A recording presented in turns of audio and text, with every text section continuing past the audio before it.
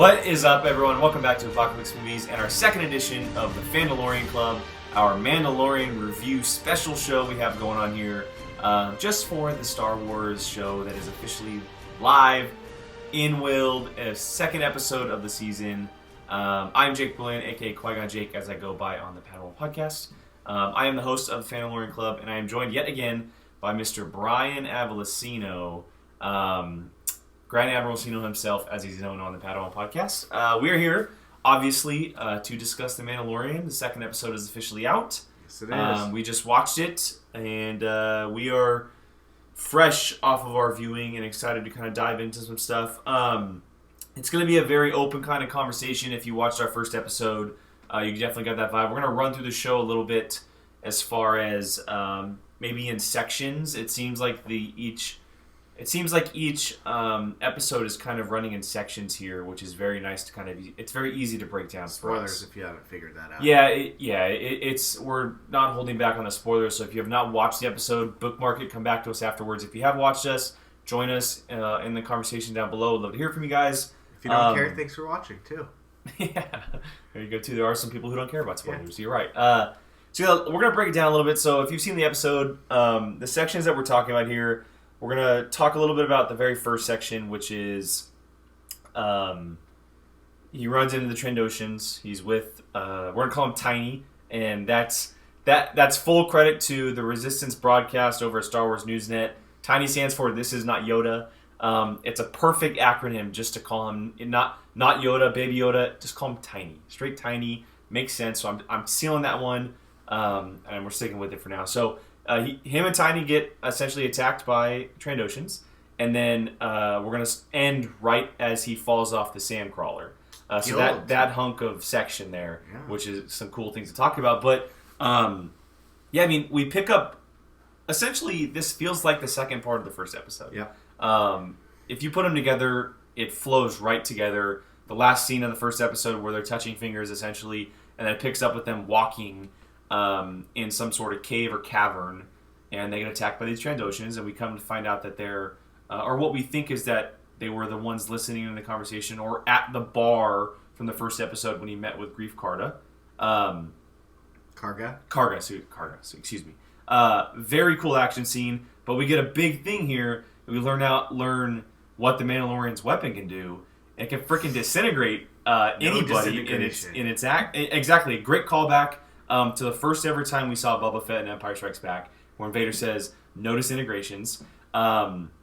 It's also, and I just found this out, that a very, very cool callback to A New Hope, when the Sandcaller gets attacked by the Sand People / Stormtroopers, and it says those are two. Obi-Wan says those are too good of shots to be of Stormtroopers, or whatever he says. The Jawa's robes are there, but there's no Jawas. So the Sand People could very well be disintegrating as well. And so maybe it's a connection to their kind of weapons. Don't really know where his origin of weapon is, but it's a cool addition and a cool callback. A very cool callback to Empire Strikes Back, the very first time we saw Bubba. Yeah, that weapon does a lot. Well, it's shocks. A stun gun. I wouldn't be surprised if the tip of it is Beskar as well, because it slices through some things pretty well. Yeah, I mean, it's strong. I mean, the Trandoshans seem to have like blades, like axes, and almost. It was not cutting through it or anything. So it's a pretty solid weapon, especially being that it was a joke from the Christmas special. And if I'm not mistaken, we just saw him shoot his blaster in the first episode, correct? Yeah, he has a sidearm. The blaster. Side blaster. Yeah. So, cool introduction to the rifle. We've seen him look through a number of times, but now to kind of fully see it in action, and then we see it again in action. He takes down the Trandoshans. He whoops their butt, and they're clearly bounties. We see that they have a tracker. Possibly guild members. Yeah, well, they have the tracker, which means they've been put on the mission for either Tiny or they've been put on the mission for him. We don't exactly know at this point who they were after. It seemed like they were after Tiny because one of them was running after him. Yeah, they just almost seemed like he was in the way. Exactly. And their goal was to get to... But that's interesting because... and kill it. Well, it's interesting because if they're attacking him for the bounty, isn't that against the rules? I think it's a different bounty. I think... Maybe they were set by someone else. Because Greef Karga... Or not Greef Karga. Werner Herzog. Herzog, they both were kind of like, Werner Herzog didn't care, but the scientist was like, I want it alive. All these other guild members seem to be wanting to kill it. I have a feeling that they weren't sent by either Grief Karga or Werner Herzog. That's what I'm saying. I don't think... Maybe they were sent by the Empire. Yeah, that's what I'm thinking. So I'm starting to think that Werner Herzog isn't the Empire. Even though he has the symbol around his chest, I'm starting to think that he's not. I think he is, but I think he's kind of like one of those like moths that kind of go off and become like, I'm in charge, like that type of thing. But yeah, he doesn't. At this point, he doesn't seem very like Empire loyal. Like I am a kind of his own. Yeah, he kind of like seems like he's doing his own thing. So I don't know, but I do think that there's something fishy about the guild stuff going on right now. Well, we don't know the kind of time. Obviously, the time is a very odd type of time after the rebellion had won and the Empire is gone. And yeah, well, the one thing that sticks out to me that I've been thinking about probably the most is the fact that like Grief Karga was kind of almost like hesitant to give him the tiny mission, and if all these guild members keep coming after Tiny, he doesn't seem like it was very secretive to... He almost seems like he's just handing them out, like, freely, like it's not that special, Well, he's not the one who's handing out the tiny bounty, though. It's Werner Herzog. Well, yeah, but I mean, like, he knew about it. I don't think... Well, he didn't know what it was about. He sent Mando to Werner Herzog, and then, because he was like, face-to-face only... I don't have any details. I just know about the bounty. Yeah, something doesn't really add up. There's definitely questions. There's something going on with this guild thing that we don't know yet. Totally. So. But yeah, that takes us to our next scene. He defeats the Trandoshans, and then he's walking up to his ship, the Razor Crest, and it's being ravaged by Jawas. Like just absolutely taken to piece by Jawas. The Sandcrawler and everything is there, and they're doing what they do. And as Ugnulty explains later on in the episode, they're not his name. I know it's just so easy to call him Ugnulty because he's Nick Nolte in an Ugnaught body. But they're not destroying; they're stealing. They steal. That's all they do. They steal for parts. They're essentially, they're essentially the Star Wars version of pawn shops, if you will, on wheels. Yeah, well, I don't even know. There's something. They steal it and then resell it. Exactly, yeah. So, but this is where we see the rifle in action again as he mows down Jawa. He's just absolutely mows. You said it. I thought, I was like, are they really going to show him picking off Jawa? He shot at least 3 of them. He did shoot 3. And the rest of them got away, but we see that his ship is just taken to pieces. Like, it's unworkable. Can't fly. It's just there's wires and... all of his weapons that were in the storage locker from the first episode are gone. Like, everything is just gone. And so he essentially goes on this adventure to track down the Jawas, and he chases after the Sandcrawler. And this is where we get one of the coolest callbacks in all of Star Wars. We get an Indiana Jones and the Last Crusade callback. The tank scene, as we watched in a video. I was thinking to myself, like, I feel like I've seen this before. There was very a la Mad Max to me. Because they were kind of like off the vehicles and stuff like that. Music. But the Indiana Jones callback is such a better way to say it because he jumps on the Sandcrawler, a la the tank like Indy did. He gets, and they go up against the wall, just like they did in The Last Crusade. Climbs up the Sandcrawler. He's fighting his way up, and they're throwing stuff at him someone would on a balcony. And then he gets up there, and then he gets shocked by all these Jawas. He finally gets up there, he gets shocked, and he falls down. Very cool sequence, very action-packed, and I love the way that it was shot throughout as well. And the addition of the Mando's theme song, which is really cool placed throughout, too. Yeah. I mean, yeah, you pretty much said it all. There's not too much to say about it.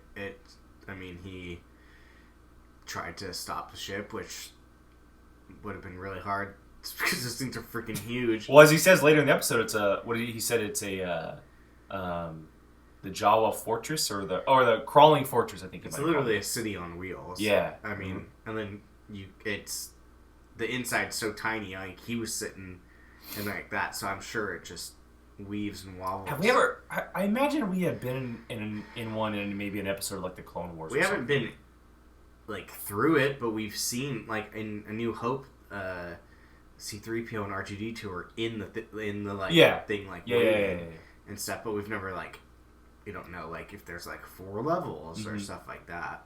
I mean, I'm sure if you look it up there is, but not something that we've seen. Yeah, totally. So that's one of the big Easter eggs in the episode, the Indiana Jones stuff. And that's really cool. I thought Rick Famuyiwa, I think how you say his name, could be mistaken.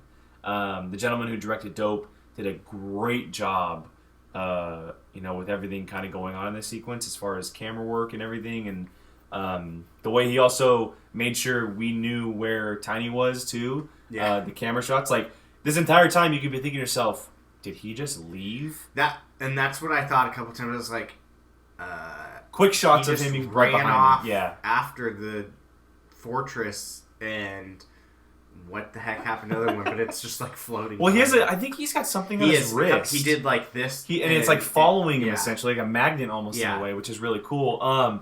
But this leads us to the heart of the episode. He obviously finds Agnolotti. He tells him what happened, and they go after the Jawas. You skipped a part. I think. Did it happen yet with the cut? Oh, you're right. Yeah. So that's when he wakes up. He wakes up from being knocked out after falling at the sandcrawler, and he did get cut from trying to crawl up the fortress. And Tiny crawls out of his crib. We'll call it his crib. Floating egg. His floating crib. And he puts his hand up, and it looks like he's about to heal him. But then Mando picks him up, puts him back in, and then he comes back out. And then he comes back out and tries to do it again, and then Mando puts him back in, which is a little bit of a tease. And as we know, final product, it's a major tease for what's following. Yeah. And that leads us to Agnolotti telling him what happened, going to find the Jawas, trying to trade back for what he wants. And they tell him, first of all, they're like, we want the Beskar.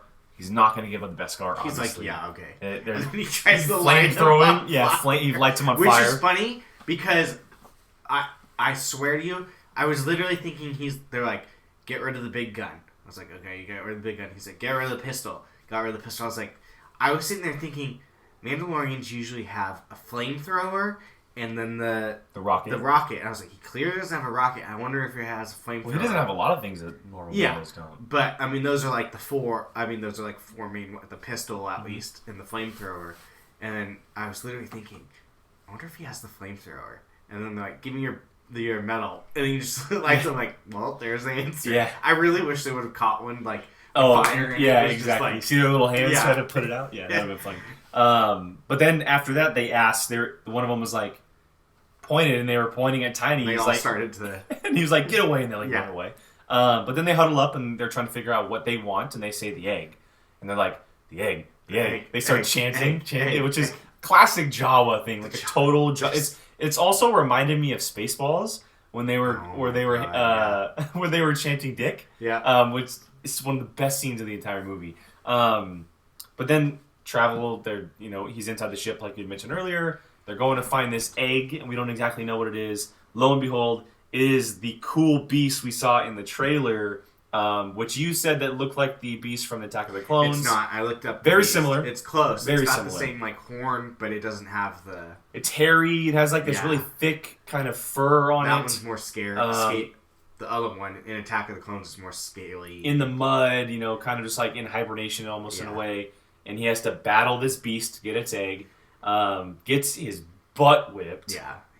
Chest plates destroyed. Dying. He gets crushed. He loses his rifle, or got clogged, I should say. And then he lost his rifle. And then they're kind of going toe to toe. And he pulls out the last thing he has in the knife.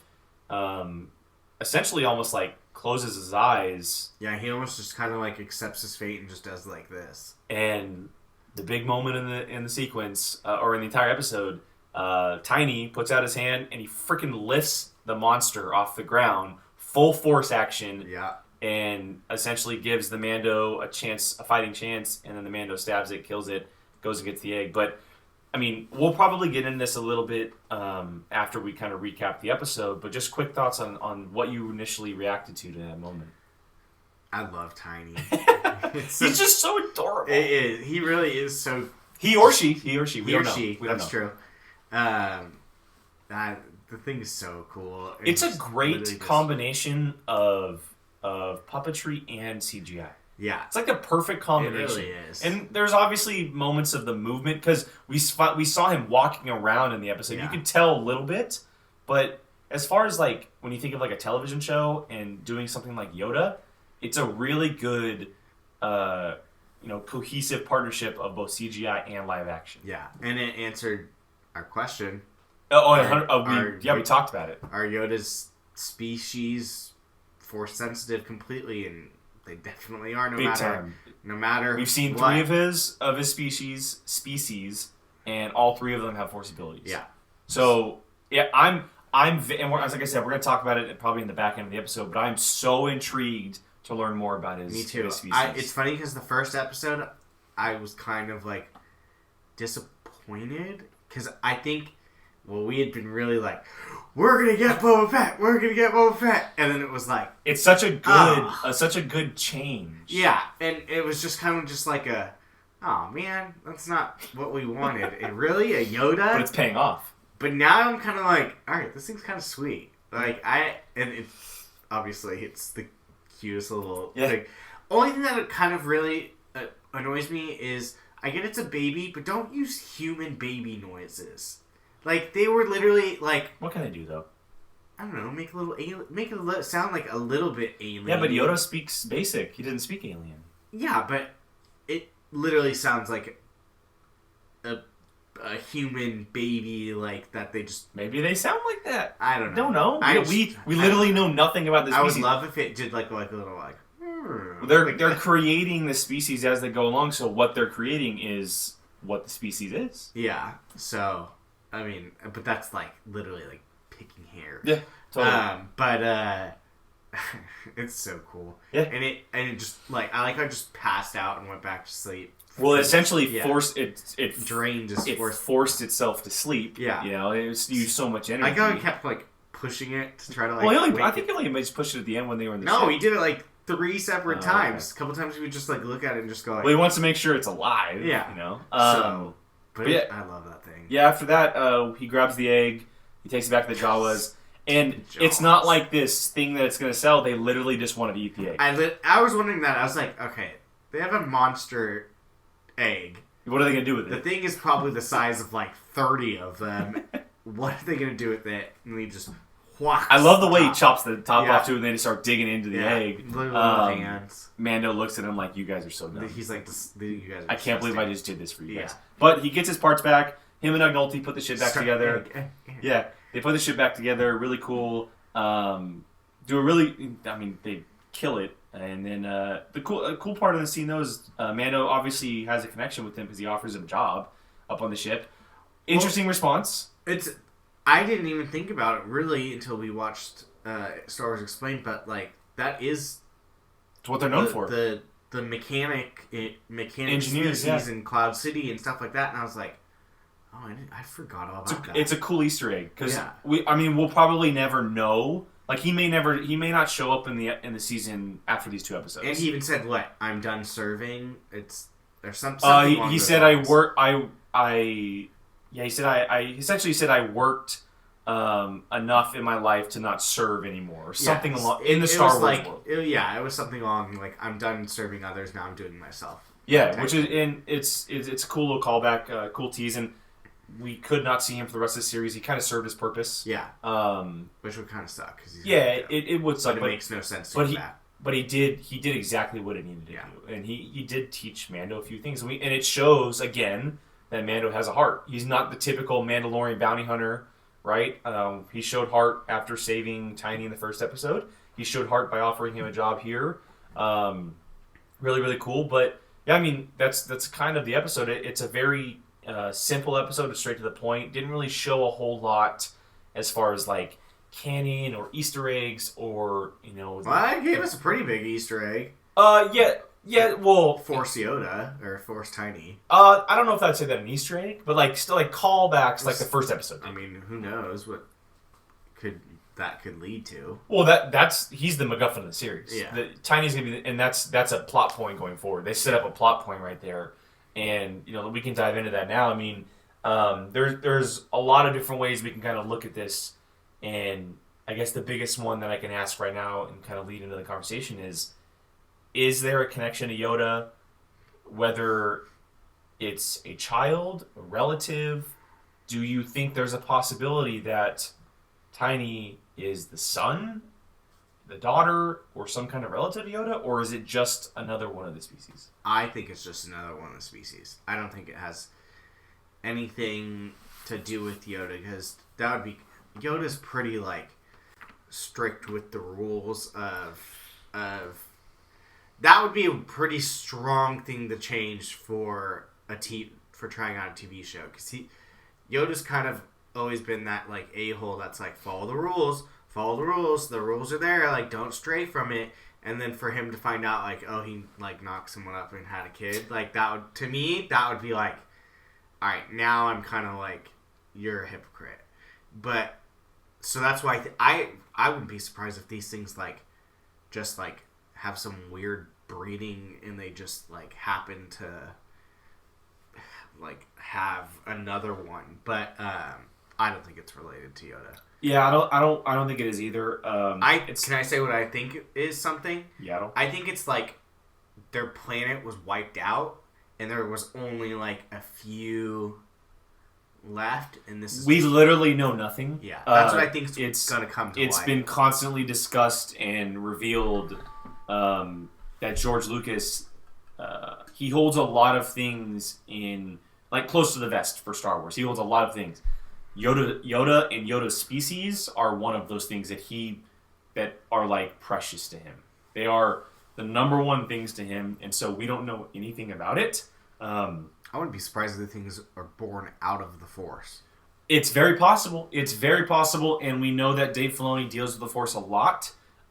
We know that Jon Favreau has a good connection with Filoni, and so I wouldn't be surprised if Lucas granted them that honor to do that. It'd be very cool. Another aspect of this I wouldn't is... be opposed if that actually was. That'd be kind of dope. That would... Like, if there was some type of thing that these things, like, show up, like a... I don't know necessarily about show up, but maybe there's a way how they're born. They're essentially born from the Force. Like, maybe it's a la... Like I'm just randomly saying this because the first thing that popped in my head, but what if the Force essentially created, like, an egg and they're born out of eggs, or some kind of, like, hibernation vacuum type thing where they're just, like, you've never seen The Matrix, I can't say this, but like The Matrix, where they're born and raised in those buckets. I watched enough of it to know what that and is. Like, they're kind of, like, created in that, in a way, which would be very interesting. I don't believe the clone idea either. That theory's kind of been thrown around. I'm interested in the Yaddle perspective because it could be a very cool way to kind of bring everything full circle. Because she essentially, she was given a story as far as what happened to her, but she was also kind of just, like, thrown off to the side and forgotten about. Yeah, because she was in episode 1, and then not in episode 2 and 3, and it could have been due to the fact that maybe they didn't want to do 2 puppets of the species, but they could do a cool thing about tying it back to her somehow. They honestly, if that's the case, they could just get away with saying, like, that species just at a certain age or something just they have duties. They have a a duty baby. or something. Like, it doesn't even, like, need to be, like, male, female, have a kid. Like, it can maybe just have a female one has a baby, and that could be why she maybe had to leave. Totally. So I think it's clear after this episode that Tiny is in fact the MacGuffin of the series, of this season at least. I think that's going to be the main part of everything that's kind of happening. One last thing I want to talk about before we get out of here, and maybe even give it a rating or whatever. The cool thing I thought about this is that everything that was going on with Tiny and, you know, using the Force and its ability, Mandalorian and Ugnulti had no idea what it was doing. No idea. They didn't... Every time it happened, Mando was kind of looking at it like, what are you doing? And this is a time where the Jedi have been extinct for decades. At least 2. It's just Luke. Luke is alive, but he's off somewhere, but not everybody was involved in the rebellion. Even the Sith, Darth Vader was exactly the weird guy that used the Force. He's been dead for 5 years. Everyone knows about the war between the Empire and the Rebellion, but not everyone knows about the abilities of Vader, Luke, the Emperor, and what they're able to do as far as Force abilities. Especially the Mandalorians, because they're off. Yeah. They're off, in hiding. People didn't really even know that people even know the Emperor had Force powers. No, I don't think so. I don't think anybody did. So I think it's a very cool plot point for them to kind of figure out or now for just Mando to figure out what's going on. Agnolti was essentially doesn't know either, but we don't know if we're going to see him from now on. But I think it's a very cool idea, the fact that not everybody knows about the Force.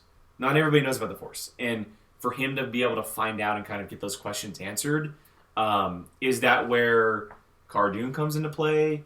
I keep forgetting she hasn't even shown up yet. Well, so I was able to find out that and IMDb is so hard to rely on because it's anybody can enter stuff. Yeah. But she's listed for 5 episodes on IMDb. I don't know if that's true or not. Very well could be. But there's a lot of other characters that are listed for a random pair. I looked up Nolte's character last week and it only said 1.